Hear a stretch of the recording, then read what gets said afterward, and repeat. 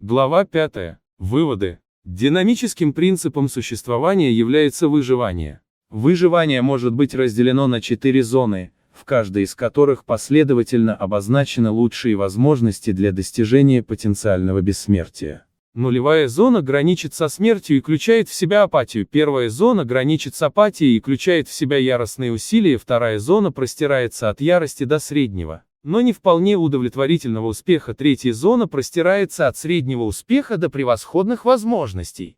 Эти зоны отражают соотношение сопрессора с динамикой выживания. В апатии, нулевой зоне, сопрессор кажется подавляющим, а победа невозможной.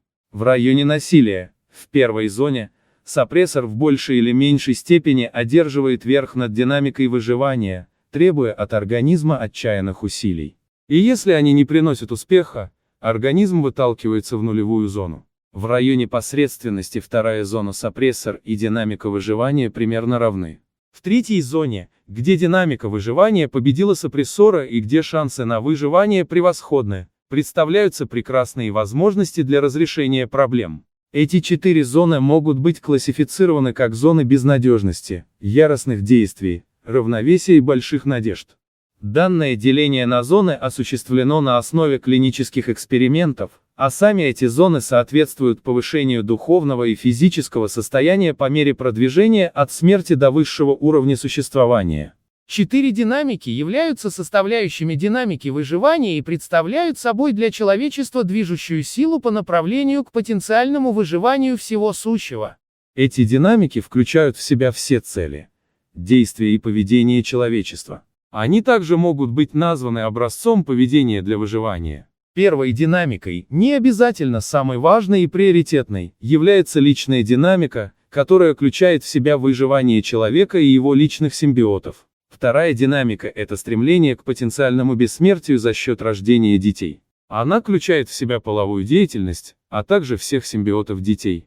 Третья динамика – это выживание групп, которые могут быть представлены клубом, полком, городом, штатом, нацией. В динамику включены также симбиоты этих групп. Четвертая динамика – это стремление к потенциальному бессмертию человечества как вида и бессмертию его симбиотов. Эта классификация охватывает каждую частицу сущего, любую форму материи и всю Вселенную. Любая проблема или ситуация, которую можно обнаружить в рамках деятельности или целей человечества, является частью этих динамик. Уравнение оптимального решения является врожденным для организма. Измененное взглядами, образованием или временем, оно является методом действия для неаберированных людей, групп и человечества. Это уравнение существует даже у серьезно аберированных людей и используется ими с изменениями, внесенными образованием, взглядами и временем, которым они располагают. Аберрации не снижают уровни действия динамик выживания на человека. Аберрированные действия являются нерациональными действиями, которые предпринимаются для того, чтобы добиться выживания при их помощи. То, что намерение, еще не действие, ни в коей мере не умаляет значение намерения. Вот фундаментальные аксиомы дианетики, динамический принцип существования, выживай. Выживание, принятое как единственная цель, подразделяется на 4 динамики. Первая динамика – это стремление человека к выживанию ради самого себя и своих симбиотов.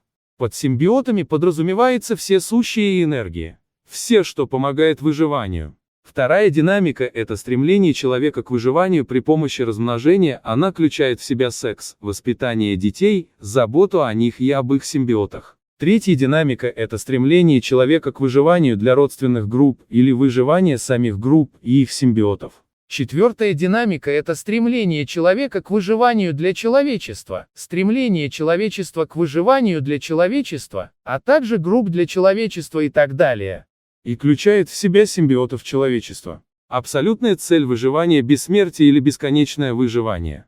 Человек стремится выжить как организм, дух или имя в своих детях в группе, членом которой он является, во всем человечестве, в потомстве и в других симбиотах, равно как и в своих. Наградой за действия, способствующие выживанию, является удовольствие. Наказанием за разрушительные действия становится смерть или прекращение выживания, то есть боль.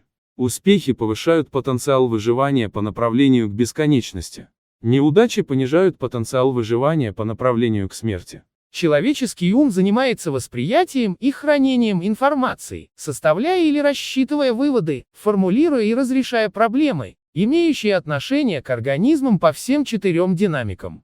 Цель восприятия, хранения, составления выводов и разрешения проблем. Направить свой организм, симбиотов, другие организмы и симбиоты по 4 динамикам к выживанию. Интеллект — это способность постигать, ставить и разрешать проблемы.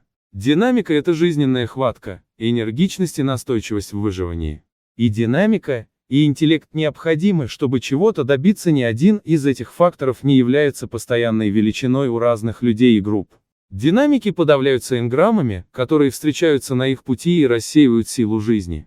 Интеллект подавляется энграммами, которые вводят в аналитический ум неверную или неправильно расцененную информацию. Счастье — это преодоление известных препятствий на пути к известной цели, а также получение удовольствия на этом пути или воспоминания о нем. Аналитический ум-аналайзер — это та часть ума, которая получает и сохраняет экспериментальные данные для постановки и разрешения проблем. Он направляет организм по 4 динамикам. Он мыслит категориями различия и сходства. Реактивный ум — это та часть ума, которая накапливает, сортирует и сохраняет физическую боль и болезненные эмоции и стремится управлять организмом исключительно на раздражительно-ответной основе. Он думает исключительно категориями идентичности. Соматический ум — это тот ум, который направляется аналитическим или реактивным умом и приводит решения в действие на физическом уровне. Заученный образец поведения — это раздражительно-ответный механизм, применяемый по решению аналитического ума для произведения рутинных действий или действий, производимых в случаях крайней необходимости. Эта система заложена в соматическом уме и может быть по желанию изменена аналитическим умом. Привычка — это раздражительно-ответная реакция, продиктованная реактивным умом из содержимого энграмм и приведенная в жизнь соматическим умом. Привычки можно изменить только тем же способом, который изменяет энграммы. Аберрации, которые включают в себя ненормальное или нерациональное поведение, являются следствием энграмм. Они все раздражительно-ответные, независимо от того, за они или против выживания.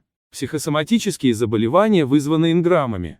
Энграммы являются единственным источником всех аберраций и психосоматических заболеваний. Моменты бессознательности, когда аналитический ум ослаблен в большей или меньшей степени, единственное состояние, когда можно получить энграммы. Энграмма — это момент бессознательности, который содержит физическую боль или болезненные эмоции и ощущения. Энграмма недоступна для осмысления аналитическим умом как жизненный опыт.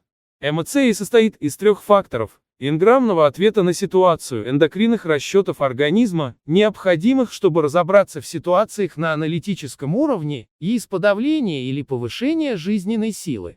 Потенциальная ционность человека или группы может быть выражена уравнением PC равно ИТХ, где это интеллект, а D это динамика. Ционность человека рассчитывается относительно совпадения его потенциальной ценности на любой динамике с оптимальным выживанием на той же динамике. Высокая PC может по обратному вектору привести к отрицательной ценности, как бывает у серьезно аберрированных людей. Высокая PC на любой динамике гарантирует высокую ценность только для неаберрированного человека.